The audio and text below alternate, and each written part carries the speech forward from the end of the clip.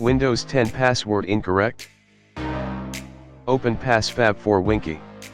Select USB flash drive and click Next. And confirm to burn the USB.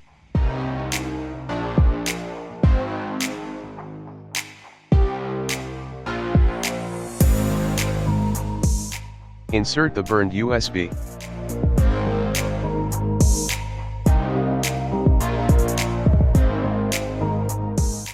Restart the computer.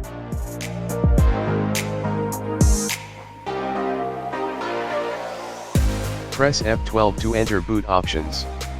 Select USB storage device.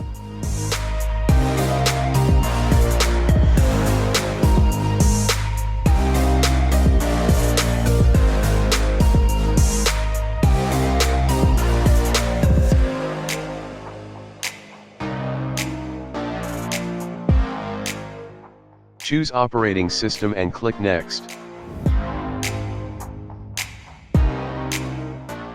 Select your account. Choose remove account password and click Next. Reboot the computer.